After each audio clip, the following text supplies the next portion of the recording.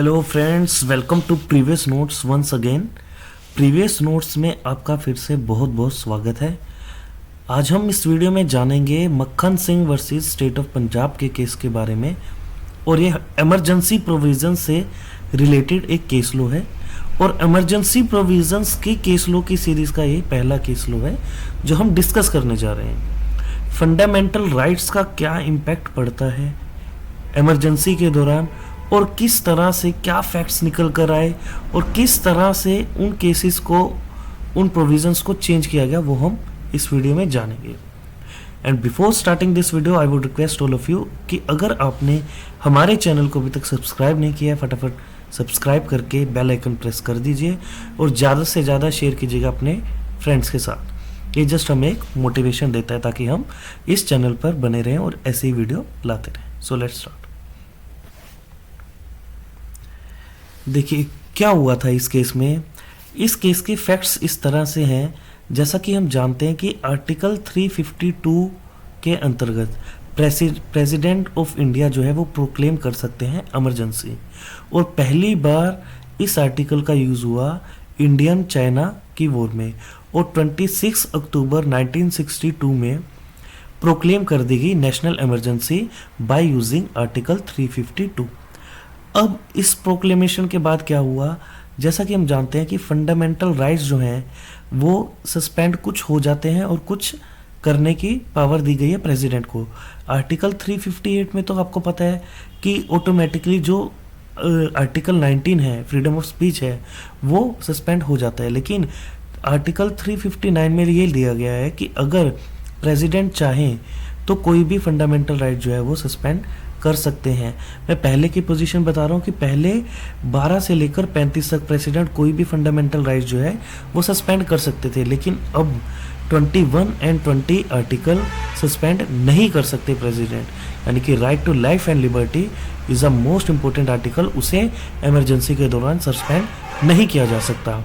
अब लेकिन ये क्या है, ये अब का सिनेरियो है। उस दौरान क्या हुआ था कि ऑर्डिनेंस पास किया गया, the defence of Indian ordinance 1962, और आर्टिकल 359 को यूज़ किया गया।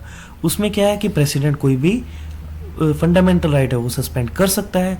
तो सारे के सारे fundamental right including 20 and 21 suspend कर दिए गए।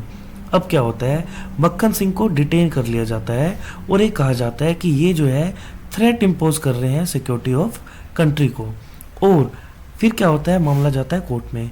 कोर्ट क्या कर देते हैं, पिटिशन डिसमिस कर देते हैं मक्खन सिंह की। क्यों, वो कहते हैं देखिए आर्टिकल 359 का यूज़ कर लिया गया है, इमरजेंसी चल रही है, और आर्टिकल फंडामेंटल राइट्स जो है सारे के सारे सस्पेंडेड है, तो उनकी पिटिशन को डिसमिस कर दिया जाता है हाई कोर्ट ऑफ पंजाब के द्वारा। अब क्या होता है कि सिमिलर केस एक इलाहाबाद कोर्ट में जाता है, जहाँ पे प्रिवेंटिव डिटेंशन का सेम इसी तरह का एक मामला होता है, और Allahabad court in similar case में जिसको डिटेन किया गया है उसे छोड़ने का निर्णय दे देती है। अब क्या होता है, अब कन्फ्लिक्ट हो गया। एक हाई कोर्ट कह रही है कि उनके जो डिटेंशन है वो ओके है, एक हाई कोर्ट कह रही है कि डिटेंशन सही नहीं है। तो इस तरह के केसेस में क्या होता है, जैसा हम जानते हैं कि अगर हाई कोर्ट कोई भी एक ऑर्डर, कोई भी जजमेंट कुछ भी पास कर देता है तो उसका इम्पैक्ट पूरे देश में होता है। अगर कन्फ्लिक्ट होगा तो मामला जाएगा सुप्रीम कोर्ट के पास, तो मामला गया सुप्रीम कोर्ट में। अब ये कहा गया कि जो उनकी डिटेंशन है वो वेग तरीके से की गई है, और कोई भी क्लियरली स्पेसिफाई नहीं किया गया कि किस ग्राउंड के बेसिस पे उनको डिटेन किया गया है। मेन इशू ये थे कि एक तो क्लियर स्कोप देखना था कि आर्टिकल 359 सब क्लोज 1 में प्रेसिडेंट का क्या स्कोप है, वो आर्टिकल 2021 को सस्पेंड कर सकते हैं या नहीं कर सकते। और एक चीज़ और आपको बताना चाहूँगा, तब सीआरपीसी के सेक्शन 491 को यूज़ करते हुए मक्खन सिंह गए थे पंजाब हाई कोर्ट में। 491 अब ये सेक्शन सीआरपीसी में नहीं है, वो सीआरपीसी 1898 की यूज़ हो रही थी उस टाइम में, तो अभी ये जो सेक्शन है वो आपको नहीं मिलेगा।